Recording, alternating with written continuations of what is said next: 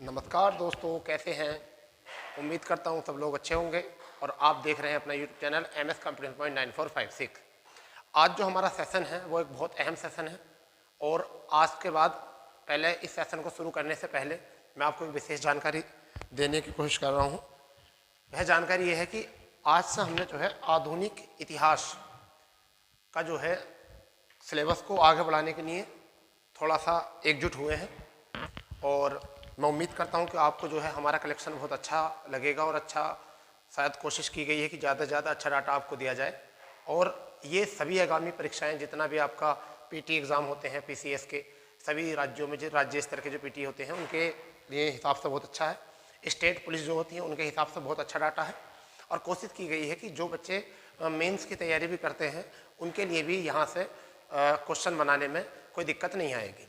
ठीक है, तो हम जो आज शुरू करने वाले हैं इनकी वीडियो जो है लगातार आती रहेंगी आपकी। उधर मैथ की सीरीज़ चल रही है और पॉलिटी की भी सीरीज़ चल रही है, कॉन्स्टिट्यूशन की सीरीज़ चल रही है। लगातार इन सीरीज़ों पर हम बात करते रहेंगे। ठीक है, बस आपका सहयोग चाहिए और आपका सहयोग जो है हमारे साथ यूँ ही बना रहना चाहिए जो आज तक हमारे साथ बना हुआ है। ठीक है, तो देखिए आज जो हम शुरू करने वाले हैं वो ऑन बोर्ड, ठीक है, ऑन बोर्ड यूरोपीय कंपनियों का आगमन। यानी आज हम कोशिश करेंगे कि आपको मैपिंग या स्ट्रक्चर या बेसिक बातों के साथ इन बातों को जोड़ने से, ठीक है, कि किस तरीके से ऐसा हुआ कि यूरोपीय कंपनियों का आगमन हुआ। ठीक है, कंपनियों का आगमन यहाँ दिया हुआ है। ठीक है, तो देखिए ऐसा होता कि हर एक राइटर, हर एक टीचर कोशिश ये करता है कि उसको अच्छे से अच्छे तरीके से वो उस टॉपिक को समझाए। ठीक है, फिर थोड़ा ये भी होता है कि जो हमारे सामने कैंडिडेट होता है उसको भी थोड़ा समझना होता है कि हमको किस तरीके से उसकी भाषा समझ में आ रही है। कई बार ऐसा होता है कि किताबी लैंग्वेज जो है हम नहीं समझ पाते, तो उसको थोड़ा सा सही भाषा में हम उसका प्रयोग करेंगे। ठीक है, अब हम टॉपिक से शुरू करने पहले टॉपिक को थोड़ी सी एक और बात बता देते हैं। देखिए ऐसा होता है कि हम इससे पहले आपको 2 वीडियो बना चुके हैं, परंतु वो हमने बोर्ड पर नहीं बनाई है। ठीक है, वो केवल आपको PPT माध्यम से ही हमने उनको आपके सामने प्रस्तुत किया था। परंतु आज के बाद जितनी भी आपको आधुनिक इतिहास की या और भी वीडियो मिलेंगी वो हम आपको इसी तरीके से समझाने की कोशिश करेंगे। ठीक है, तो शुरू करते हैं कि ऐसा क्या हुआ। देखिए, यूरोपीय कंपनियों का आगमन, आधुनिक इतिहास का ये पहला वीडियो रहेगा हमारा, आधुनिक इतिहास का पहला वीडियो रहेगा जिसमें आपको हम समझना है। ठीक, तो देखिए पहले हम बेसिक बात से शुरू करते हैं कि क्या था। स्थितियाँ समझिए कि ऐसा क्या था। देखिए समझिए क्या था। भारत और यूरोप, जैसा कि मैं यहाँ पर एक छोटा सा मैप बना लेता हूँ यहाँ से, इस तरीके से ये यूरोप क्या हो गया है, आपका यूरोप हो चुका है। ठीक है, और यहाँ पर अगर हम अपना इस तरीके से भारत, यहाँ पर क्या बना लेते हैं, ये मतलब थोड़ा सा ड्रॉ करना है बस मैप आपको, ये भारत बना लेते हैं। ठीक, तो अब स्थितियाँ क्या थी। अब स्थितियाँ क्या थी कि पहले आप ये देखिए कि भारत और यूरोप की कहानी है। ठीक है, और मध्यकालीन इतिहास जो मध्यकालीन इतिहास की जो बात करें तो मध्यकालीन इतिहास ये दौर किस समय का था। थोड़ा शुरू करते हैं इसको कि पहले स्थितियां देख लेते हैं कि स्थितियां क्या थी। यानी कि सबसे पहले क्या देख लेते हैं कि दोनों बीच में स्थितियां क्या थी। तो देखिए यहाँ पर यूरोप में जो था, मैं आपको बता दूं, आधुनिक यूरोप में पुनर्जागरण जो था अपने विस्तृत रूप में आ गया था। यानी कि यूरोप जो था, अब आधुनिक यूरोप जो था यहाँ पर आधुनिकरण शुरू हो गया था और पुनर्जागरण की मतलब अपने विस्तृत रूप में ये आ चुका था। और यहाँ जो कंडीशन चल रही थी वो चल रही थी मध्यकालीन भारत की यहाँ पर बात चल रही थी। और यहाँ पर जो शासन था वो किसका था, मुगलों का यहाँ पर शासन था। यहाँ पर जो शासन था वो किसका था, मुगलों का। भारत में उस समय पर भारत का शासन जो चल रहा था वो किसका चल रहा था, मुगलों का शासन चल रहा था। जबकि यहाँ पर आधुनिक इतिहास, यहाँ पर यूरोप में जो था आधुनिकरण के चलते, ठीक है, पुनर्जागरण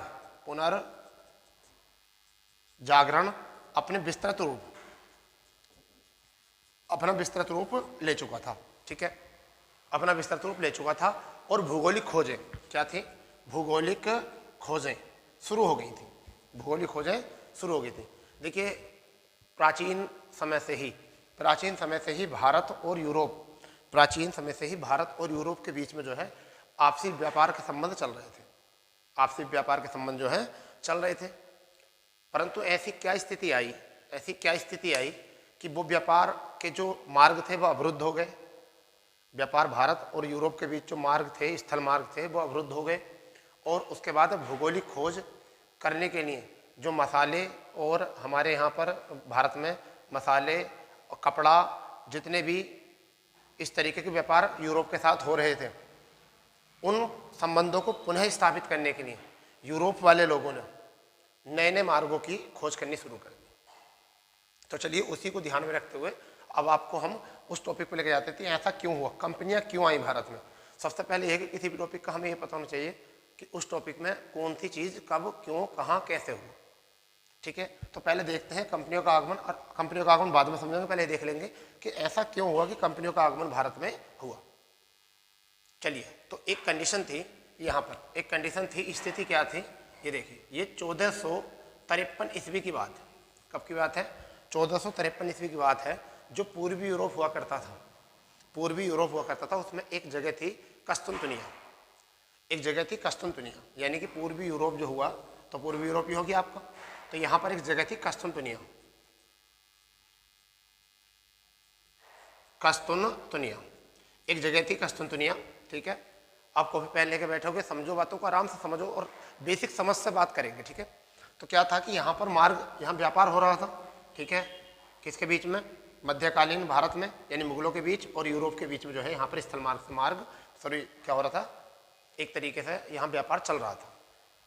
फिर यहाँ पर क्या हुआ कि 1453 की घटना है, 1453 की घटना है वो, और उस समय पर एक पूर्वी यूरोप में एक जगह थी कस्तुनतुनिया, वहाँ पर उस्मानिया सल्तनत, वहाँ पर क्या है? उस्मानिया सल्तनत, उस्मानिया सल्तनत, उस्मानिया सल्तनत ने इस क्षेत्र पर अधिकार कर लिया, और इस क्षेत्र पर फिर तुर्कों का अधिकार हो गया। इस क्षेत्र पर क्या हो चुका था? तुर्कों का अधिकार हो चुका था। और जब तुर्कों का अधिकार यहाँ पर हो चुका था, तो जितने जो भी स्थल मार्ग थे वह फिर अवरुद्ध हो गए थे, वह फिर क्या हो गए थे? अवरुद्ध हो गए थे। और यूरोपवासी जो लोग थे वो तुर्कों से झगड़ा मोल या लड़ाई मोल लेना नहीं चाहते थे, लड़ाई मोल लेना नहीं चाहते थे, क्योंकि अब अगर ये स्थल मार्ग से जाएंगे तो यहाँ पर जो उस्मानिया सल्तनत के लोग थे, उस्मानिया सल्तनत के तुर्क लोग थे, उन्होंने ये कह रखा था कि जो टैक्स था वो भारी मात्रा में चुकाना पड़ रहा था। जब भारी मात्रा में टैक्स चुकाना पड़ा तो अब भारत नहीं, भारत के साथ साथ इंडोनेशिया भी, सुमात्रा द्वीप जो था हमारा, तो भारत और इंडोनेशिया वाला जो एरिया था वहाँ पर मसाले सबसे ज़्यादा मिलते थे, और यूरोप जो था मसालों का व्यापार हमसे करता था। इंडोनेशिया और भारत के, यानी पूर्वी एशिया, ऐसा कह सकते हैं कि पूर्वी एशिया में जो था यूरोप, वो भारत से मसालों का व्यापार कर रहा था। अंततः बात ये हुई कि उसी संबंधों को पुनः स्थापित करने के लिए, उन्हीं संबंधों को पुनः स्थापित करने के लिए यूरोप वालों ने अलग अलग मार्गों की खोज करनी शुरू की, और खोज होनी भी चाहिए थी, क्योंकि जिस समय पर पुनर्जागरण विस्तृत रूप ले चुका था यूरोप में, तो यूरोप में समुद्री खोज जब शुरू हुई तो वहाँ पर जहाज निर्माण हो गया था। तो यहाँ पर क्या हो चुका था? जहाज निर्माण हो चुका था, जहाज निर्माण हो चुका था। ठीक है, दिशा सूचक यंत्र की खोज कर ली थी, दिशा सूचक यंत्र की खोज कर ली थी, और जो था कि मतलब समुद्री यातायात पर ज़्यादा जोर देने लगे थे, यानी कि समुद्री यातायात की प्रगति हो गई थी। ठीक है, अब देखो कुतुबनुमा दिशा सूचक को जो कहते हैं वो क्या कहते हैं? कुतुबनुमा, इसे कहा जाता है, दिशा सूचक यंत्र को कहा जाता था कुतुबनुमा। ठीक है, तो समझिए जब यूरोप में अगर किसी भी देश में समुद्री मार्ग की खोज हो जाए, ठीक है, जहाज निर्माण हो जाए, दिशा सूचक जो होते हैं यंत्र उनका पता चल जाए, तो अब हमें कोई दिक्कत नहीं है समुद्र में यातायात करने के लिए। ठीक, और इसी चीज़ को ध्यान में रखते हुए यूरोप वालों ने इसके लिए कुछ अलग तरीके से खोज करनी शुरू करी। ठीक है, और देखिए इस खोज का सबसे ज़्यादा जो श्रेय जाता है, इस खोज का सबसे ज़्यादा श्रेय जाता है, या खोज करने में सबसे अग्रणी जो थे वो स्पेन वाले लोग और पुर्तगाली लोग थे, स्पेन वाले लोग और पुर्तगाली लोग थे। और मैं थोड़ा सा और बता दूं कि स्पेन से 1492 ईस्वी में भारत की खोज के लिए, चलो मैं एक छोटा सा मैप ड्रॉ कर लेता हूँ, और एक छोटा सा मैप ड्रॉ कर लेते हैं, और जब बताते हैं पूरी और कंडीशन क्या थी, ये बात आ गई आपको 1453 वाली कि ऐसा क्या हुआ था, कि क्यों खोज हुई। तो देखिए ऐसा मान के चलिए कि ये हमारा जो है, ये हमारा क्या है, ये हमारा यूरोप है। ठीक है, और ये जो है ये भारत है। तो यहाँ पर क्या था, ये आपका अफ्रीका, ठीक है। तो ये आपका यूरोप और ये आपका अफ्रीका और ये आपका भारत, ठीक है, ये आपका दक्षिण भारत। तो यहाँ पर एक जगह है, यहाँ पर एक जगह है स्पेन और पुर्तगाल, यहाँ पर एक जगह है स्पेन और पुर्तगाल, यहाँ पर स्पेन और पुर्तगाल है। तो यहाँ से स्पेन के एक व्यक्ति जो थे, ठीक है, वो क्या करते हैं, इसको थोड़ा सा और ड्रॉ कर लेते हैं, छोटा मैप बना लेते हैं, बस छोटा मैप बना लेते हैं क्योंकि इतनी जगह तो है नहीं। देखिए क्या करते हैं, मान लीजिए ये आपका यूरोप, ये आपका अफ्रीका और ये आपका भारत और यहाँ पर आपका दक्षिण अमेरिका और ये आपका उत्तरी अमेरिका, इस तरीके से था कुछ कंडीशन। तो यहाँ से स्पेन से एक कोलंबस निकले और इसका मतलब वो इधर मार्ग भटक गए, ठीक है। तो 1492 ईस्वी में जो था कोलंबस जब निकले तो वो मार्ग भटक गए और भटक कर कहाँ पहुँच गए, वो कहाँ भटक के पहुँच गए, बताइए कहाँ भटक कर पहुँचे, वो अमेरिका पहुँच गए थे भटक कर, ठीक है। तो उन्होंने की अमेरिका की खोज की, ठीक है। क्या अमेरिका पहले नहीं था, अमेरिका पहला था। अमेरिका के लिए समुद्री मार्ग की खोज की। ये कई बार सभी बच्चों को ये लगता है कि अमेरिका की खोज क्या की, देखिए खोज अमेरिका की नहीं, खोज होती है समुद्र मार्ग की। तो अमेरिका तो बहुत पहले से भी था, तो उन्होंने समुद्री मार्ग के रास्ते से अमेरिका को भी खोजा, ठीक है। इसके बाद पुर्तगाली व्यक्ति यहाँ से आए और यहाँ से होते होते इस तरीके से, और ये इस वाले रास्ते को जो कहते हैं कैप, इस रास्ते को जो कहते हैं वो क्या कहते हैं, जल्दी बताइए, cap of good hope, cap of good hope, ठीक है। कैप ऑफ गुड होप के माध्यम रास्ते से यहाँ पर इनको एक गुजरात का एक वो मिला था व्यापारी जिसका नाम था अब्दुल मजीद, ठीक है। तो अब्दुल मजीद की सहायता से कौन, वास्को डी गामा अब्दुल मजीद की सहायता से 1498 में यहाँ पर कालीकट बंदरगाह कहाँ पहुँचे, कालीकट बंदरगाह पहुँचे, कोच्चि, ठीक, कहाँ पहुँचे, कालीकट बंदरगाह पहुँचे। और वहाँ का जो राजा था जबुरियन था, उसने उनका भव्य स्वागत किया। तो इस तरीके से जो ये 1498 यहाँ पहुँचे थे। मगर ये एक बात और बता दें कि ये जो कैप ऑफ गुड होप रास्ता था या मार्ग था, इसकी खोज रियल में वास्को डी गामा ने नहीं की थी। इसकी खोज जो हो चुकी थी वो 1488 ईस्वी में जो है वो बार्थेलोस ने की थी, बार्थेलोस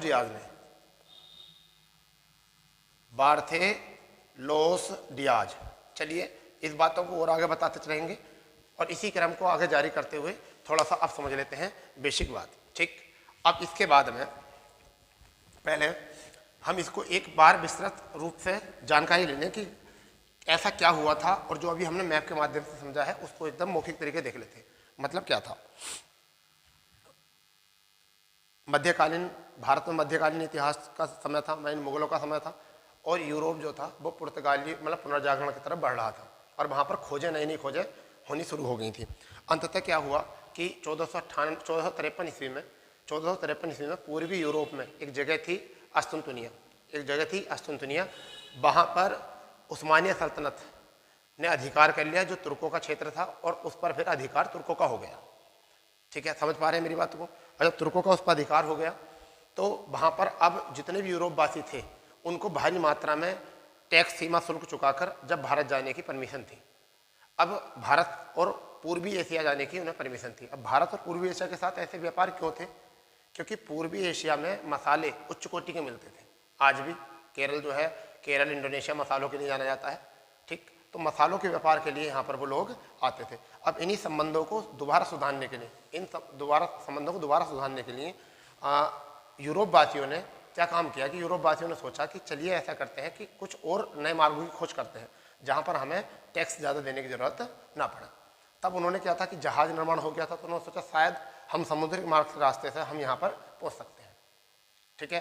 तब वो अफ्रीका के माध्यम से होकर एक केप ऑफ गुड होप रास्ता था, वहाँ से सबसे पहले जाने की कोशिश की 1492 में कोलंबस ने, परंतु भटक कर कहाँ पहुँच गया, वह भटक कर अमेरिका पहुँच गया और उन्होंने अमेरिका की खोज की। वो स्पेन के निवासी थे, ठीक। उसके बाद में 1498 ईस्वी में वास्को डी गामा समुद्री मार्ग के रास्ते से आ रहे थे। तो जैसे समुद्र मार्ग से कैप ऑफ गुड होप पर आए, ठीक है, उस रास्ते की जानकारी जो थी 1488 में बार्थोलियस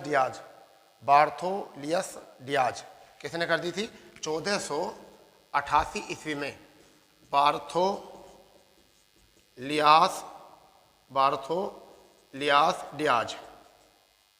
डियाज ने इसकी खोज की थी। तो इससे पता चल गया था कि यहाँ पर कोई मार्ग है, इस मार्ग से चलते चलते चलते चलते जब वो भटके तो उनको एक गुजराती व्यापारी अब्दुल मजीद मिला।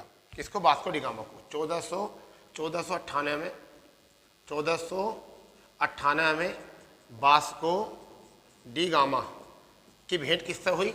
वो ही अब्दुल मजीद से, अब्दुल मजीद से, जो गुजरात का एक व्यापारी था। गुजरात का व्यापारी था। इन्होंने क्या करा, इनके सहारे से ये कालीकट बंदरगाह पहुंच गए। वहाँ का जो राजा था जबूरियन था, और जबूरियन ने जो है इनका भव्य स्वागत किया। ठीक है।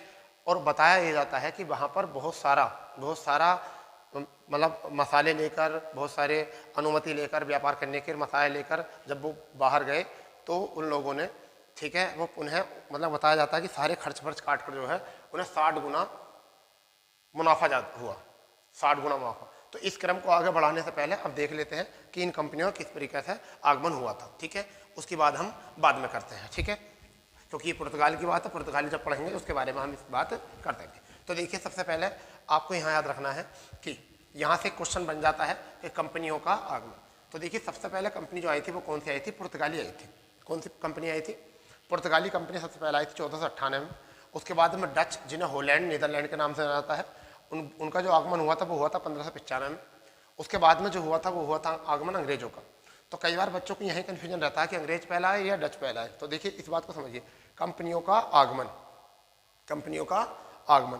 पुर्तगाली 1498 में आए, डच 1595 में आए, अंग्रेज 1600 में आए, फ्रेंच जो है इसके बीच में डेनिश आए थे 1616 में। तो बहुत सारी कंपनियां आई, परंतु हमें जो है क्वेश्चन जो बनाने हैं वो 4 से बनते हैं। पुर्तगाली, डच, अंग्रेज और फ्रेंच, इन 4 से ही यहाँ पर क्वेश्चन बनते हैं। क्योंकि ऐसा तो बहुत सारी कंपनियां थी यहाँ पर आई थी, बहुत सारी, डेनिश भी आई थी, डेनिश 1616 में आई थी, वहाँ 1745 में वह अपनी सारी कंपनियां जो हैं, सारी फैक्ट्रियाँ अंग्रेजों को देकर और चली गई थी। ठीक है, तो जब वो इनका कुछ थोड़ा ज़्यादा इतिहास है नहीं, आगे करके जब आगे हम इनको एक एक करके पढ़ेंगे तो हम उस टाइम पर इनके इतिहास को बता देंगे। तो पुर्तगाली 1498 में आए, डच 1595 में, अंग्रेज 1600 और फ्रेंच जो है 1664 में आए। ठीक, इसके बाद में अगर हम देखें कंपनियों की स्थापना, किसकी? कंपनियों की स्थापना यहाँ पर। तो कंपनियों की स्थापना हुई, पुर्तगालियों ने जो कंपनी की स्थापना करी वो 1498 में की, 1600 में जो की अंग्रेजों ने। अब देखिए क्या बात हुई, डच लोग जो है ना, डच, जैसे ये भारत, ठीक है, तो यहाँ पर डच लोग जो हैं जब आए यूरोप से जब आए, तो यूरोप से आने के बाद में ये इंडोनेशिया वाले एरिया में चले गए थे। पहले ये कहाँ चले गए थे? इंडोनेशिया वाले एरिया में चले गए थे। ठीक है, उन्होंने वहाँ पर इंडोनेशिया से व्यापार किया था। इस वजह से ये कंपनी जो स्थापना की भारत में वो कब की? अंग्रेजों के बाद में। तो ये बात जरूर याद रखना है, जब भी आपको सिंपल क्वेश्चन आ जाए कंपनियों का आगमन, तो वहाँ पर डच पहले आए, ठीक है, और कंपनियों की स्थापना के बाद आए तो वहाँ पर कंपनी स्थापना जो की वो अंग्रेजों ने पहले की। ठीक है, अंग्रेजों ने पहले की, उसके बाद डचों ने 1602 में की, और फ्रेंच लोगों ने जो की वो 1664 में, जिन्हें फ्रांसीसी कंपनियां भी कहते हैं, जिन्हें हम फ्रांसीसी कंपनियां भी कहते हैं। तो फ्रांसीसी और ये भी फ्रांसीसी, फ्रेंच, इन्होंने जो अपनी कंपनी स्थापना की वो कभी की 1664 में। अब क्या होता है कि जब कंपनियों की स्थापना की तो कुछ व्यापारिक कोठियां भी बनाई थी। क्या बनाई थी? व्यापारिक कोठियां, व्यापारिक कोठियां। तो ये भी यहाँ से भी क्वेश्चन आता है, व्यापारिक कोठियां बनाई।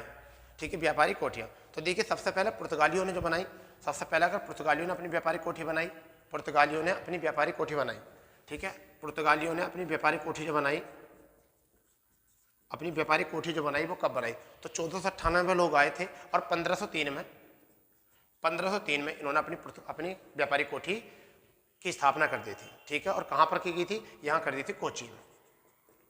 कहाँ पर गई थी? कोचीन में इन्होंने अपनी व्यापारिक कोठी की स्थापना कर दी थी। उसके बाद में अंग्रेज आए थे, अंग्रेजों ने अपनी, इसके बाद में कौन आए थे? अंग्रेज आए थे। अंग्रेजों ने अपनी कोठी की स्थापना जो की, व्यापारिक कोठी की स्थापना जो की वो कब की? 1608 में की, और कहाँ पर की? सूरत में की, सूरत में की। ठीक, उसके बाद में आपके डच आए, और डच आए और डचों ने अपनी 1605 में, क्योंकि आए तो भारत में लेट थे ना ये, तो ये डचों ने अपनी व्यापारिक कोठी कहाँ पर स्थापित की? मसूलीपट्टनम में। कहाँ पर की? मसूलीपट्टनम। कहाँ पर की? अपनी मसूलीपट्टनम, मसूलीपट्टनम में की। अब इसके बाद में आए फ्रेंच या फ्रांसीसी, फ्रेंच आए, इन्होंने अपनी जो व्यापारिक कोठी की स्थापना की वो कहाँ पर की? तो इन्होंने अपनी व्यापारिक कोठी की स्थापना की वो 1663 में, 1668 में की, 1668 में की, और कहाँ पर की? 1668 में की, कहाँ पर की? सूरत में की। कहाँ पर की? सूरत में। ठीक है, तो इसको जल्दी से नोट कर लीजिए, आप जल्दी से नोट करिए इसको।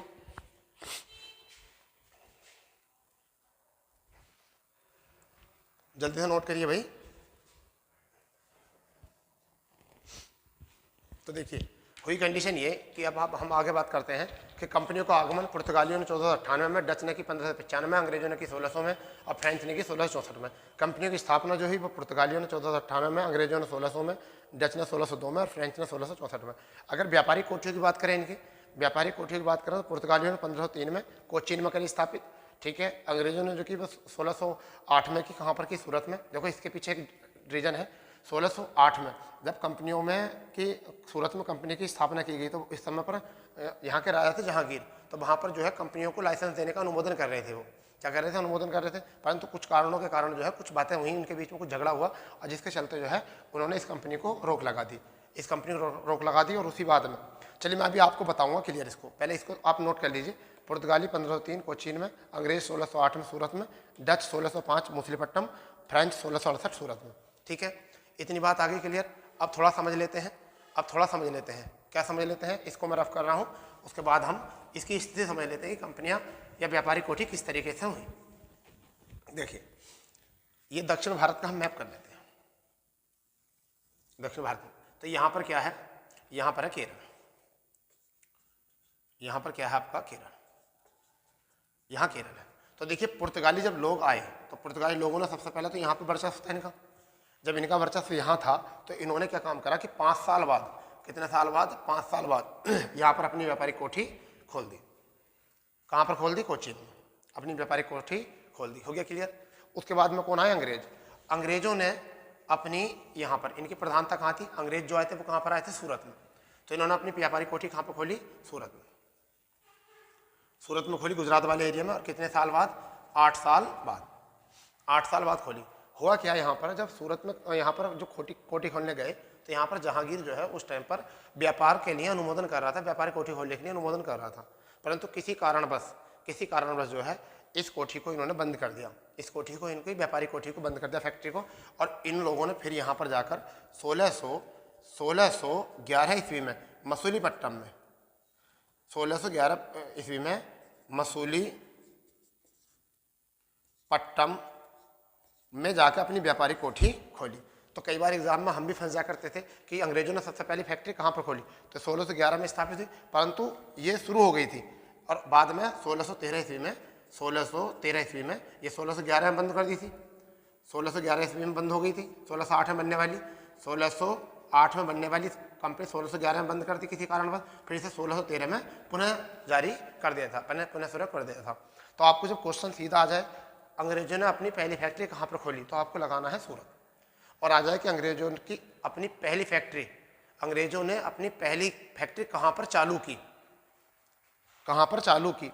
ठीक है, तो वहाँ पर 1655 में, मछलीपट्टनम में, 1611 में यहाँ पर आपका इसका आंसर होना चाहिए। उसके बाद डच, देखिए क्रम से समझेंगे। पुर्तगाली आए, फ्रेंच आए, अब कौन आएंगे? डच। और डचों ने अपनी स्थापना जो करी वो कहाँ पर करी? 1605 में। कब करी? यहाँ पर 1605 में, अपने कितने साल बाद? 3 साल बाद यहाँ पर। ठीक है, अब डेट याद होने गई बिल्कुल आराम से, मसूलीपट्टनम में। अब उसके बाद में फ्रेंच जो आए वो कहाँ पर आए? वो सूरत में आए। और कब करी फ्रेंच ने? 1668 में। ठीक है, तो देखिए सबसे पहले पुर्तगालियों ने अपनी फैक्ट्री कहाँ खोली? कोचीन में। ठीक है, अंग्रेजों ने कहाँ फैक्ट्री खोली? सूरत में। ठीक है, क्रम से याद कर लेंगे। पुर्तगालियों ने कहाँ पर खोली? कोचीन में। अंग्रेजों ने कहाँ पर खोली? सूरत में। ठीक है, और डच लोगों ने अपनी फैक्ट्री मसूलीपट्टनम में, और फ्रेंच लोगों ने अपनी फैक्ट्री जो खोली वो खोली सूरत में, अंग्रेजों के ही स्थान पर। ठीक है, चलिए इस तरीके से हमने ये फैक्ट्री और अनुमोदन की बात यहाँ तक कर ली है। ठीक है, देखिए ये फ्रेंच वही लोग हैं, सॉरी पुर्तगाली लोग वही लोग हैं। इसके बीच में डेनिश लोग भी आए थे। कौन आए थे? डेनिश लोग भी आए थे फ्रेंच से पहले 1616 में। तो उसकी बात हम बाद में करेंगे, क्योंकि 1645 ईस्वी में, फिर 1745 ईस्वी में वह अपनी सारी फैक्ट्रियाँ जो है अंग्रेजों को सौंप कर जो है चले गए थे। ठीक है, चलिए मैं मानता हूँ ये बात आपको यहाँ से समझ में आ चुकी होगी। तो ये थी हमारी एक एक क्लियर बात। अब हम बात करते हैं एक एक कंपनी की। ठीक है, कि पहले पुर्तगाली, डच, अंग्रेज और फ्रेंच, क्या हुआ था पुर्तगाली और क्या कंडीशन थी, एक एक करके बात करते हैं। ठीक है, जो हमने बेसिक जानकारी की है अब उसको हम एक एक आधार बनाकर अब हम उसकी बात करने वाले हैं। तो सबसे पहले हम लिखने वाले हैं पुर्तगाली। क्या लिखने वाले हैं? पुर्तगाली।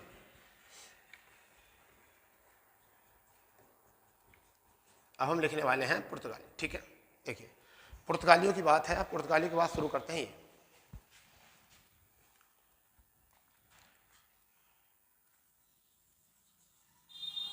यूरोप, ठीक, अफ्रीका, ऐसा लिख सकते हैं, भारत। हमने इस तरीके से लिखा इस चीज को। अब हम बात करते हैं कि क्या हुआ ऐसा। ठीक, यहां पर ऐसा क्या हुआ। ठीक है, तो देखिए क्या हुआ था कि यहां पर तुम्हें पता है कि सीधी बात है कि यहां अवरुद्ध हो गया था मार्ग।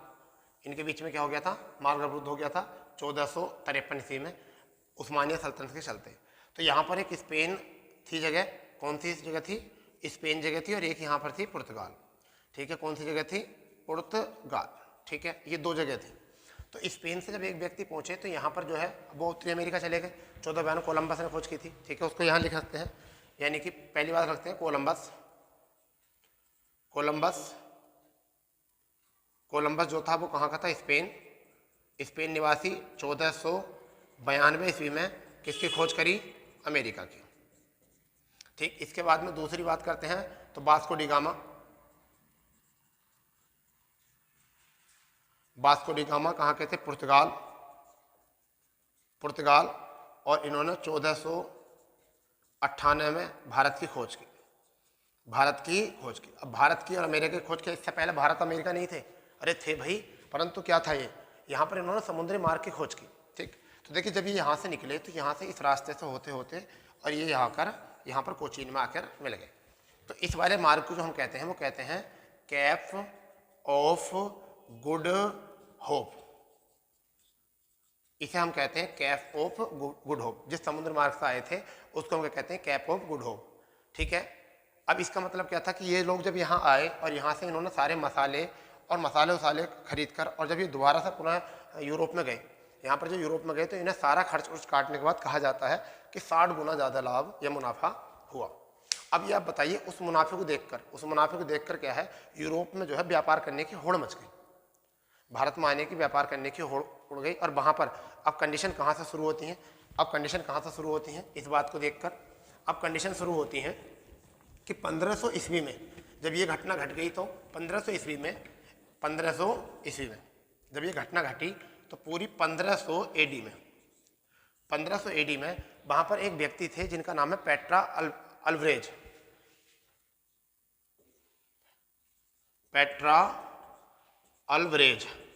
एक व्यक्ति थे पेट्रा अल्वरेज भी कहते हैं इनको। क्या व्यक्ति थे?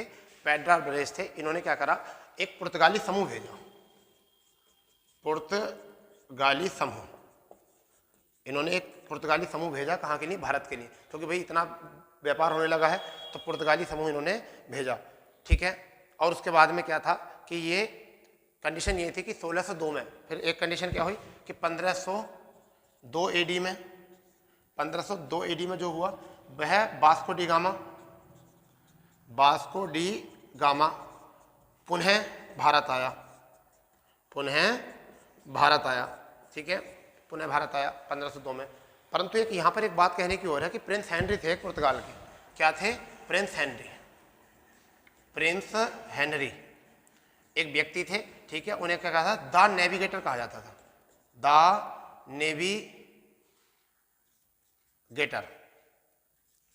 द नेविगेटर कहा जाता था। और इन्हें क्या कहा जाता था? The navigator. क्यों? क्योंकि ये वायसराय भेजने शुरू करे थे। इन्होंने काम करा था, इन्होंने भारत में वायसराय बनाकर भेजने शुरू करे थे। वायसराय भेजने शुरू किए थे इन्होंने। तो ये बात याद रखना। पुर्तगाली 1500 एडी में पेट्रा अल्वरेज ने एक व्यापारी पुर्तगाली समूह भेजा और 1502 में वास्को डी गामा पुनः भारत आए। और एक प्रिंस हेनरी थे जो द नेविगेटर के नाम से जाने थे, वही वायसराय बनाकर भेजना उन्होंने शुरू किया। क्यों बनाकर भेजना शुरू किया? अब देखिए इसकी बात ये है। ठीक है, इनका मतलब ये था कि ये चाह रहे थे कि जब भारत में ये व्यापार करते हैं, ये भारत में अगर व्यापार करते हैं, भारत से मसाले लेकर जाते हैं, ठीक है, तो अगर भारत में रहते हैं तो भारत में अधिक मात्रा में खरीदते हैं। और फिर इनको मुनाफा जो होता था कम होता था, क्योंकि व्यापार की जो पहली मंशा होती है वो ज़्यादा से ज़्यादा मुनाफा होता है। यानी व्यापार का मतलब क्या होता है, ज़्यादा से ज़्यादा मुनाफा होता है। तो उन्होंने सोचा क्यों ना हम ऐसा करें कि हम वहाँ पर ही अपना अधिकार जमा लें, उन क्षेत्रों में रह लें, और वायसराय मतलब वहाँ पर ही हम अपना शासन स्थापित करना शुरू कर दें। ठीक है। और देखिए ये पुर्तगाली वही लोग हैं जो आए 1498 और 1961 में भारत से गए। तो सबसे पहले आने वाले पुर्तगाली और सबसे लेट में जाने वाले भी पुर्तगाली थे, सबसे लेट जाने वाले भी पुर्तगाली थे। इन्हीं क्रम को आगे बढ़ते रहेंगे, परंतु आपको बड़े आराम से समझना है कि क्या कंडीशन घटी थी। ठीक, तो ये हो गया यहाँ से। तो वहाँ पर जब वायसराय बना के भेजने लगे तो अब क्या है कि अब इन्हें अपना अधिकार क्षेत्र बनाने लगे, और इन्हीं अधिकार क्षेत्रों को बनाते हुए, इन अधिकारों क्षेत्रों को बनाते हुए कुछ वायसराय जो है आपके बारे में आपको मैं लिख रहा हूँ कि कुछ वायसराय से यहाँ तक क्वेश्चन आ जाते हैं, और कई बार वन लाइनर क्वेश्चन भी आ जाते हैं वहाँ से, और थ्योरिकल भी क्वेश्चन वहाँ से आ जाते हैं।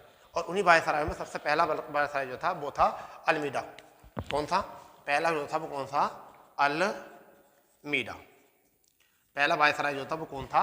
अल्मीडा बनाकर भेजा गया, जो 1505 में, जो कब से 1505 से 1509 तक भारत में वायसराय बनकर रहा, जो भारत में वायसराय बनकर रहा। तो इससे बस दो तीन खास जानकारी है। क्या कह सकते हैं कि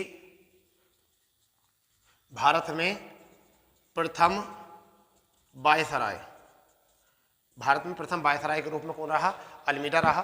ठीक है, या वायसराय या गवर्नर, वायसराय या गवर्नर, गवर्नर कहा जाता था। क्या कहा जाता था? भारत का प्रथम, क्या कहा जाता था इसको? भारत का प्रथम वायसराय या गवर्नर कहा जाता था। एक तो बात ये हो गई यहाँ से। दूसरी क्या कंडीशन थी इनकी? दूसरी क्या बात थी अल्मीडा की? दूसरी क्या बात थी? इन्होंने ब्लू वाटर पॉलिसी शुरू की थी। इन्होंने क्या की थी? Blue water policy. इन्होंने ब्लू वाटर पॉलिसी शुरू की थी, ब्लू वाटर पॉलिसी शुरू की थी इन्होंने। अब ये क्या थी? इसे कहते हैं शांत जल नीति। इसे क्या कहते हैं? शांत जल नीति। इसे कहते हैं शांत जल नीति। ठीक है। अल्मीडा 1505 में से 1509 तक आया। भारत का प्रथम वायसराय या भारत का प्रथम वायसराय गवर्नर कहा जाने लगा, यानी किस कौन सा? पुर्तगाली। ठीक है। इन्होंने ब्लू वाटर पॉलिसी शुरू की और शांत जल नीति भी इसको कहते हैं। अब ये क्या थी ब्लू वाटर पॉलिसी? क्या थी, क्या शांत जल नीति थी? इसकी बात हम थोड़ा सा कर लेते हैं। तो ये था हिंद महासागर में जहाजी क्षेत्र बेड़े का कब्जा। ठीक है। इनका मतलब था कि जो हमारा हिंद महासागर है, जो हिंद महासागर है हमारा, उस पर मतलब पुर्तगाली जहाज़ों के बेड़े का पूरा अधिकार बनाना था, कि पूरा हिंद महासागर पर पुर्तगाली जहाज़ों का पूरा अधिकार हो जाए, उनके बेड़ों का अधिकार हो जाए। तो ये दो तीन बात यहाँ से याद करनी है। ठीक है। तो आपका क्वेश्चन आएगा, पहला वायसराय कौन सा? पुर्तगाली, अल्मीडा, भारत आने वाला। ठीक है। पहला व्यक्ति जो था आने वाला वो कौन सा? Vasco D gamma. ठीक है। पहला व्यक्ति कौन सा? वास्को डी गामा, परंतु पहला वायसराय कौन था? अल्मीडा। ठीक है। फ्रांसीसी अल्मीडा था इसका पूरा नाम। 1505 में ये आए, 1509 तक यहाँ रहे। भारत के प्रथम वायसराय और गवर्नर कहे जाने लगे। इन्होंने ब्लू वाटर पॉलिसी शुरू की थी, और ये क्या थी? हिंद महासागर में पुर्तगाली जहाजी बेड़ों का अधिकार स्थापित करना, और इसे शांत जल नीति भी कहा गया। इसके बाद में अल्बुकर्क, दूसरे जो आए गवर्नर वो कौन आए? वो आए बनकर अल्बुकर्क। जो दूसरे गवर्नर बनकर आए वो कौन बनकर आए? पुर्तगाली अल्बुकर्क। ठीक है। दूसरे गवर्नर कौन से आए? अल्बुकर्क। अल्बुकर्क आए दूसरे गवर्नर बनकर। ये कब से रहे? 1509 से।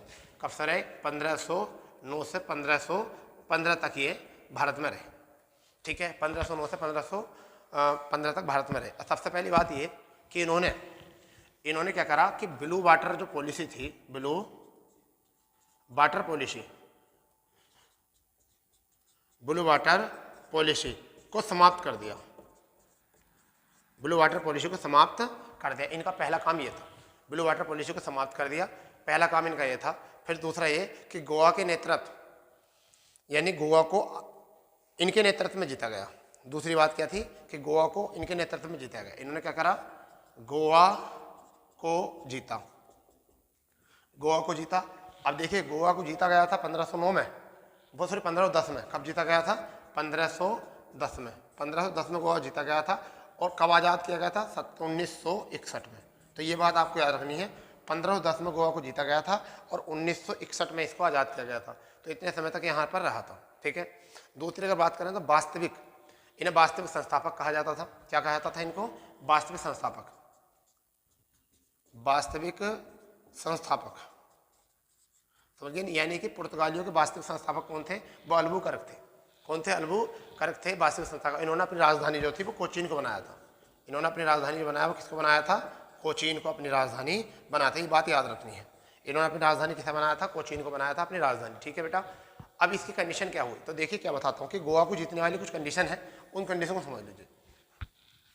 1510 की बात है, बीजापुर अभियान किया इन्होंने बहुत सारे अभियान करे। उन्हीं अभियानों में चलते हुए, यानी कि जब अपने आप को कोई शासक अच्छा बनाना चाहता है तो क्या करेगा? वो बहुत सारे अभियान करेगा। और उसी अभियान में एक अभियान हुआ था जिसका नाम था बीजापुर अभियान। बीजापुर अभियान हुआ था और वहां के जो शासक थे वो थे आदिल शाह। कौन शासक थे वहां पर? आदिल शाह थे। और बीजापुर कर्नाटक वाले क्षेत्र में आता है। ठीक है, वहां की बात कर रहे हैं हम। तो आदिल शाह थे। तो उसी आदिल शाह से इन्होंने क्या था? इसी आदिल शाह से जो है इन्होंने गोवा को जीता था 1510 में। ठीक है, तो आप देख लीजिए अल्बुकर्क की कुछ बातें देख लेंगे। 1509 से 1515 तक आए। ब्लू वाटर पॉलिसी को समाप्त कर दिया इन्होंने और इन्हीं के नेतृत्व में गोवा को जीता गया। और वो अभियान, इन्होंने बहुत सारे अभियान चलाए। उसी अभियान की एक कड़ी थी बीजापुर अभियान, जो दक्षिण भारत का एक क्षेत्र है। वहाँ के शासक थे आदिल शाह। 1510 में उन्होंने गोवा को जीत लिया उनसे। और ये वास्तविक संस्थापक कहे गए कहाँ के? पुर्तगालियों के। और इनकी राजधानी जो थी वो कोचीन बनी। क्या राजधानी बनी? कोचीन बनी। ठीक है, कोचीन बनी। एक और बात यहाँ पर हम बात करते हैं कि इन्होंने अल्बुकर्क जो थे, अल्बुकर्क ने एक नीति चलाई। क्या? एक विजयनगर में एक जगह थी, विजयनगर में, यहाँ पर एक जगह है विजयनगर, आप समझोगे विजयनगर। विजयनगर में यहाँ के एक शासक थे, विजयनगर के शासक थे कृष्णदेव राय। आपको पता होगा यहाँ से कृष्णदेव राय। कौन थे? कृष्णदेव राय। इन्होंने भटकल में इनको दुर्ग बनाने की परमिशन दे दी थी, यानी कि पुर्तगालियों को दुर्ग बनाने की परमिशन दे दी थी। फिर एक और बात यहाँ पर याद करना है, इन्होंने विवाह नीति चलाई। अल्बुकर्क ने क्या चलाई? विवाह नीति। विवाह नीति मतलब इन्होंने विवाह नीति चलाई अल्बुकर्क ने कि जितने भी पुर्तगाली लोग हैं वह जो है भारतीय महिलाओं से विवाह करेंगे। और जिससे क्या है कि वहाँ पर अपना जो है अधिकार जमाने में उनको फायदा मिलेगा। यानी विवाह नीति चलाई। पुर्तगाली व्यक्ति भारतीय महिलाओं से विवाह करने के लिए उनको प्रोत्साहित किया, जिससे क्या हो कि पुर्तगाल का जो धर्म है, पुर्तगाल की जो संस्कृति है, पुर्तगाल का जो सभ्यताएं हैं, पुर्तगाल की जो नीतियां हैं वो भारत में प्रवेश कर जाएं और धीरे धीरे जो हम अपना प्रशासन यहाँ पर जमा लें। ठीक है, अब इन्हीं कामों को चलते हुए इन्हीं पूरी कंडीशन को समाप्त करते हुए कि इन्होंने अभियान चलाए, ब्लू वाटर पॉलिसी समाप्त कर दी, गोवा को जीता, संस्थापक कहलाए, विवाह नीति कराई, इन्होंने एक चलाई। इनकी एक कंडीशन थी क्या? 3G। इनकी क्या चलाई गई? 3G पॉलिसी कहते हैं इसको हम, 3G पॉलिसी। तो क्वेश्चन आएगा 3G पॉलिसी किसने शुरू की? अब 3G ये सिम वाला नहीं, मोबाइल सिम वाला कि मोबाइल 3G, मोबाइल 4G, ये वाला नहीं है, या 3 जनरेशन, तीसरी जनरेशन नहीं है। इसका मतलब है 3G का गोल्ड ग्लोरी। तो गोल्ड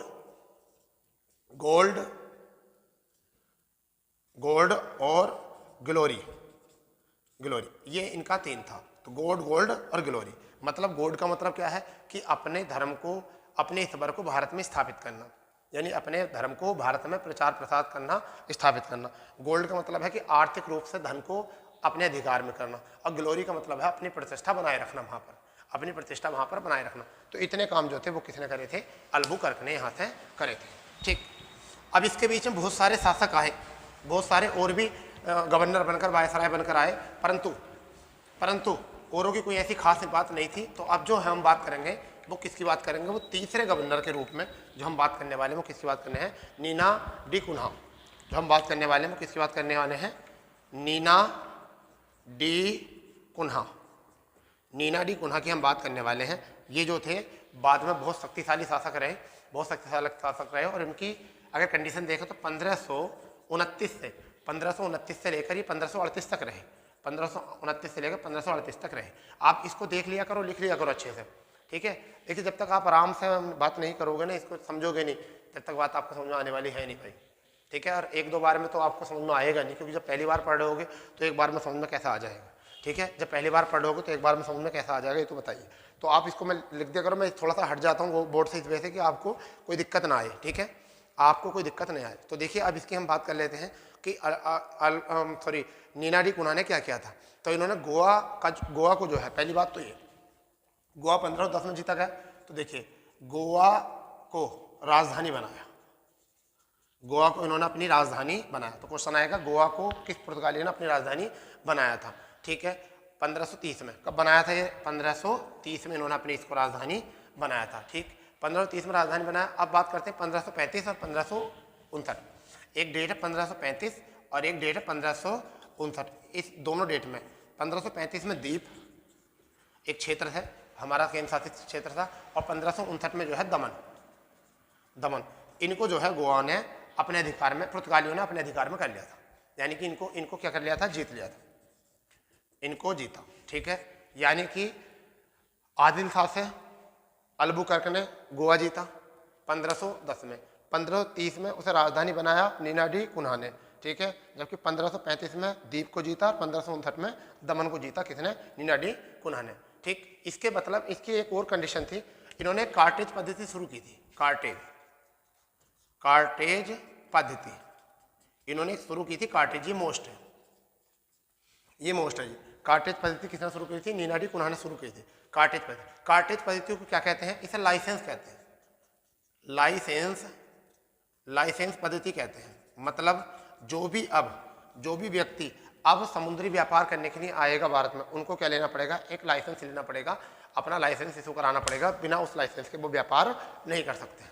वह बिना लाइसेंस के अपना व्यापार बिल्कुल नहीं कर सकते हैं। ये वाली कंडीशन जो थी इसमें, इसको जल्दी से नोट करो। मैं देखता हूँ आपको बोर्ड पर दिख रहा है नहीं दिख रहा? आपको दिख रहा है लिखा हुआ है नहीं दिख रहा?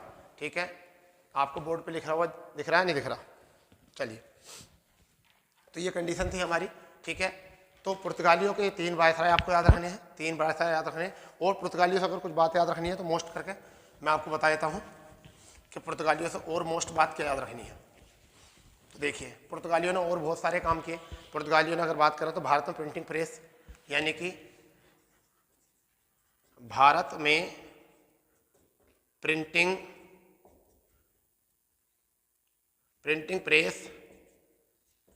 प्रेस दी भारत में। अनाज के रूप में अगर हम बात करें तो इन्होंने अनाज के रूप में अगर हम बात करें तंबाकू, आलू, टमाटर, यानी कि तंबाकू, आलू, टमाटर, पपीता।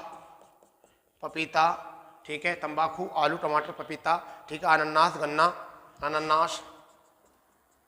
अनानास और गन्ना आदि फसलों की भी जो है जानकारी पहले नहीं थी। ठीक है, और जहाज निर्माण दिया। जहाज निर्माण पुर्तगालियों की देन है। जहाज निर्माण, प्रिंटिंग प्रेस पुर्तगालियों की देन है। तो ऐसा नहीं है कि किसी चीज़ से हमें कुछ फ़ायदा हुए तो किसी नुकसान हुए हैं। तो हमें कुछ फलों की या कुछ अनाजों की जानकारी नहीं थी, तो जिसके रूप में उन्होंने तंबाकू, आलू, टमाटर, पपीता, अनानास और गन्ना हमको दिया। ठीक है, या वो फसलें जो पुर्तगाल में होती थी उन्हीं को भारत में मतलब जारी रखा, या उनको वहाँ आप खेती करनी शुरू कर दी वहाँ पर। और प्रिंटिंग प्रेस की हमें यहाँ जानकारी नहीं थी, तो उसकी भी यहाँ पर भारत में इन्होंने शुरू कर दिया। जहाज निर्माण का भी यहाँ पर कोई जानकारी नहीं थी। ठीक है, तो इस तरीके से हमने अभी जो सीखा वो सीखा पुर्तगाल के बारे में, कि पुर्तगाल के लोगों ने भारत में आकर उनकी कंपनी ने क्या क्या प्रभाव करा। ठीक है, उसके बाद की कहानी बाद में करते हैं कि पुर्तगाल में उसके बाद में क्या हुआ था। ठीक है, अरे बात समझ। अब इसके बाद में जो आए वो कौन आए? हॉलैंड निवासी, यानी कि डच। कौन आए? डच। तो अब दूसरी कंपनी जो था वो है आपकी डच, या डचों का आगमन।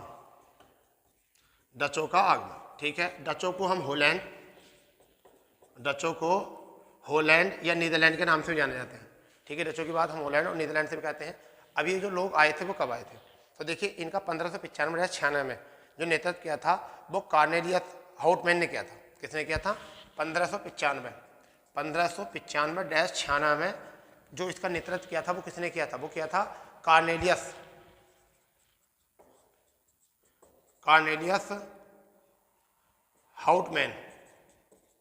हाउटमैन ने किया था।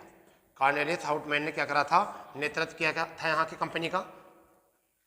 यहाँ की कंपनी का क्या करा था? नेतृत्व। अब डचों की कंपनी यहाँ पर आ गई थी। ठीक है, डच कंपनी जिसे कहा गया, तो इसका नेतृत्व किया था कॉर्नेलियस हाउटमैन ने इसका नेतृत्व किया था। और पूर्वी एशिया की ओर इन्होंने किया। ठीक है, और सबसे पहले इन्होंने जो है पूर्वी एशिया में अगर हम बात करें, सबसे पहले पूर्वी एशिया में इंडोनेशिया वाले क्षेत्र में जो सुमात्रा द्वीप में मसालों का व्यापार करते थे। क्या करते थे? मसालों का व्यापार करते थे, ये मसालों का व्यापार करते थे, ठीक है। जबकि इन्होंने फिर भारत में आए और इन्होंने भारत में आगमन हुआ इनका, और कहाँ इनका क्या हुआ, भारत में आगमन हुआ, भारत में आगमन हुआ। और इससे पहले आप देख ही चुके हो कि इन्होंने भारत में आकर अपनी फैक्ट्री खोली थी, अपनी भारत में आकर इन्होंने फैक्ट्री खोली थी। और कब खोली थी ये आपको पता है, अभी मैंने कुछ समय पहले जो है आपको बताया है कि डच लोगों ने जो है अपनी जो फैक्ट्री खोली थी, अपनी जो कोठी खोली थी, वो कहाँ पर खोली थी, वो खोली थी आपकी मसूलीपट्टनम में। कहाँ पर खोली थी, मसूलीपट्टनम में। और वहाँ से इन्होंने किसका व्यापार किया, वस्त्र का, यानी कि सूती वस्त्रों का, सूती वस्त्रों का इन्होंने व्यापार शुरू किया। तो देखिए इंडोनेशिया से इन्होंने मसाले लेके गए, इंडोनेशिया से क्या लेके गए, मसाले, और सुमात्रा से क्या लेके गए, यूरोप में मसाले, और भारत से जो लेके गए वो क्या लेके गए, ये सूती वस्त्र। और ये कहाँ पर, यूरोप में इन्होंने इन चीज़ों की प्रधानता यहाँ पर दिखाई, ठीक है। तो वस्त्रों का व्यापार और वस्त्रों का व्यापार और मसालों का व्यापार इन्होंने किया, ठीक है। इन्होंने यहाँ पर किया इतनी बात। मगर यहाँ पर एक कंडीशन घटी, यहाँ पर एक कंडीशन घटी क्या, कि इनकी जो कंडीशन खत्म हुई वो कहाँ पर हुई, तो 1759 ईस्वी में, 17 ज़्यादा बड़ा इनका इतिहास नहीं रहा, 1759 ईस्वी में एक बेदरा का युद्ध हुआ, बेदरा का युद्ध हुआ, बेदरा का युद्ध हुआ। और उसमें जो है ये लोग अंग्रेजों से हार गए। ये किस किस के बीच हुआ था, अंग्रेजों और डचों के बीच में हुआ था। और ये कहाँ पर है, बंगाल का एक क्षेत्र है। ये कहाँ का है, ये बंगाल का एक क्षेत्र है, बंगाल का एक क्षेत्र है। और बंगाल के क्षेत्र में बेदरा नाम का एक युद्ध हुआ, और वहाँ पर डच लोग अंग्रेजों से हार गए। और अपनी सत्ता हारने के बाद में जो है ये लोग वापस चले गए, ठीक है। तो ये थोड़ा सा इतिहास था डचों का।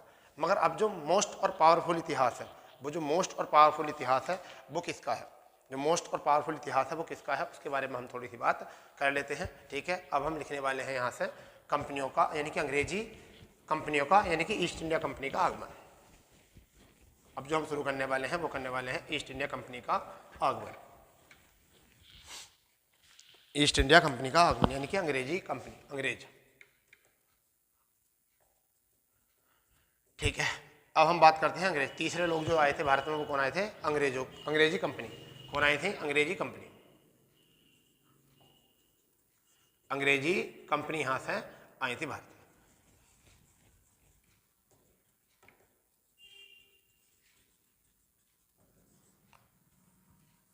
अंग्रेजी कंपनी जो है अब भारत में आई।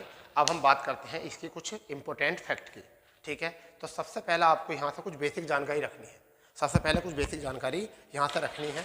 और इस बेसिक जानकारी से ही आपको जो है पूरी तरीके से आपको बोर नहीं होना है, क्लास कहीं कितनी लंबी हो जाए, ठीक है, बोर नहीं होना बिल्कुल, ठीक है। क्योंकि बोर अगर हो गए तो समझ लीजिए आपकी पूरी मेहनत जो है बेकार हो जाएगी, आपकी पूरी मेहनत जो है यहाँ पर बेकार हो जाएगी, ठीक है। चलिए तो हम बात करते हैं यहाँ पर अंग्रेजी कंपनियों की। तो ये एक डेट आई थी यहाँ पर 31 दिसंबर 1600 को, 31 दिसंबर 1600 को यहाँ पर महारानी थी एलिजाबेथ। कौन थी, महारानी एलिजाबेथ थी। ये डेट याद रखनी है, महारानी एलिजाबेथ प्रथम, महारानी एलिजाबेथ प्रथम थी। इन्होंने यहाँ पर क्या काम किया था, स्थापना की थी कंपनी की, और पूर्वी क्षेत्र में व्यापार करने की, पूर्वी क्षेत्र में व्यापार करने की स्थापना की थी, ठीक है। और वैसे देखिए ईस्ट इंडिया कंपनी का नाम ईस्ट इंडिया कंपनी नहीं था इस टाइम पर, ठीक है, अंग्रेजी कंपनी का नाम। ये तो 1833 के चार्टर एक्ट में जो है 1833 के चार्टर एक्ट में इसका नाम पड़ा था ईस्ट इंडिया कंपनी। इसकी बात को याद रखना, ठीक है। यहाँ भारत में मुगल शासक जो थे वो कौन थे उस समय पर, अकबर थे। जिस समय पर 1600 की बात हो रही है उस समय भारत में कौन थे, अकबर थे। और इन्होंने भारत में इन्होंने क्या काम करा, इन्होंने भारत में 15 वर्षों का व्यापार करने का शाही फरमान जारी किया। 15 वर्षों का व्यापार करने का शाही फरमान जारी किया कंपनी को कि आप 15 वर्षों तक यहाँ पर व्यापार कर सकते हो, ठीक है, फरमान दिया। परंतु कंडीशन घटी क्या कि 1603 में मृत्यु हो गई। 1603 में इसकी क्या हो गई, इनकी महारानी एलिजाबेथ की क्या होगी, मृत्यु। 1603 में क्या होगी, जिस समय पर महारानी थी वहाँ पर भारत में कौन था, भारत में था अकबर का शासन। किसका शासन था, भारत में अकबर का शासन चल रहा था। अब देखिए कंडीशन समझिए, 15 वर्षों में व्यापार करने के फरमान दे दिया। क्या दे दिया, फरमान कंपनी को कि आप 15 वर्ष तक व्यापार कर सकते हो। परंतु 1603 में होगी इनकी मृत्यु। और वहाँ का फिर राजा कौन बन गया, यहाँ पर जो अंग्रेजों का राजा जो बना वो कौन बना, फिर वो बना राजा जेम्स प्रथम। कौन बना, जेम्स प्रथम। यहाँ पर राजा कौन बना, जेम्स प्रथम। यहाँ का राजा कौन बन गया जी, जेम्स प्रथम यहाँ का राजा बन गया। और इसी राजा ने 1608 ईस्वी में 1608 ईस्वी में, यानी कि 1609 में अनिश्चित काल के लिए क्या करा, 1609 ईस्वी में, 1609 ईस्वी में अनिश्चित काल के लिए कंपनी को जो है फरमान दे दिया व्यापार करने के लिए, ठीक है। और इन्होंने 1608 ईस्वी में अपना दूत 1608 ईस्वी में अपना दूत जो है कैप्टन हॉकिंस कहाँ भेजा, भारत भेजा, ठीक है। अब होती क्या बात है, देखिए इस बात को समझिए, आराम से समझिए। पहले 1608 ईस्वी में जब कैप्टन हॉकिंस को, जब जेम्स प्रथम का जो राजदूत था कैप्टन हॉकिंस को वहाँ भेजा, तो वो भेजा था, उनको ये पता नहीं था कि इसी बीच में जो है भारत में किसकी, अकबर की मृत्यु हो चुकी है। अकबर की मृत्यु 1605 में हो गई थी, और 1605 में जो राजा बन गए थे, कौन बन गए, जहांगीर। तो क्वेश्चन आएगा कि किसके नाम से फरमान लेके गए व्यापार का, तो लेके गए अकबर के नाम से साहिब फरमान लेके गए, परंतु पहुंचे किसके दरबार में, जहांगीर के दरबार में। और जहांगीर ने क्या करा, उनको वो फरमान दे दिया, ईस्ट इंडिया कंपनी को जो है व्यापार करने की परमिशन दे दी, व्यापार करने की परमिशन ईस्ट इंडिया कंपनी को वहाँ पर दे दी, ठीक है। ये थोड़ी कंडीशन थी यहाँ पर, क्लियर। तो अंग्रेजों ने जो है, अंग्रेजों को वहाँ पर 1600 कुछ ईस्वी में जो है 1608 ईस्वी में वहाँ पर जो दिया गया था वो शाही फरमान दिया गया था, ठीक है। चलिए इससे आगे की जो कंडीशन है, अंग्रेजों की कंपनी को थोड़ी सी बेसिक जानकारी मैंने बताई थी कि कंपनी, अंग्रेजी कंपनी, ठीक है, किस 31 दिसंबर 16 को महारानी एलिजाबेथ ने इसको 15 वर्षों के व्यापार करने का फरमान दिया। और इस समय भारत के राजा कौन थे, अकबर थे, ठीक है। 1603 में इनकी मृत्यु हो गई, और जेम्स प्रथम वहाँ के राजा बने, और उन्होंने 1608 ईस्वी में अपने दूत कैप्टन हॉकिंस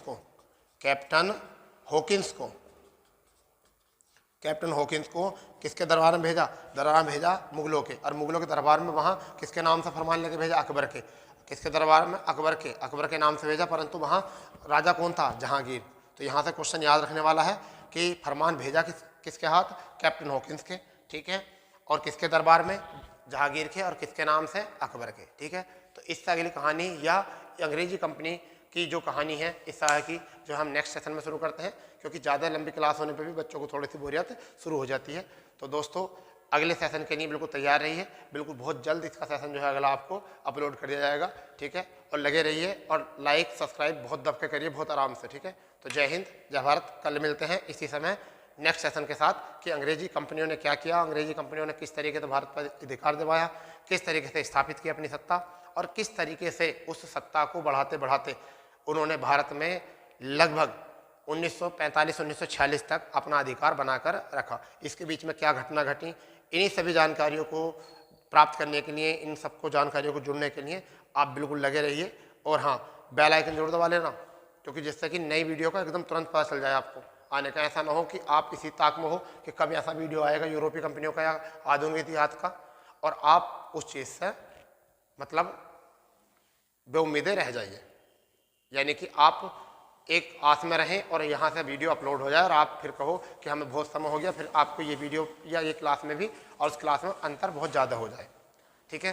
तो इस अंतर को ख़त्म करेंगे। आप पहले तो जो नए बच्चे हैं, जो नए स्टूडेंट हैं, चैनल को सब्सक्राइब कर लो, चैनल को, और बेल आइकन जरूर दबाना, ठीक है।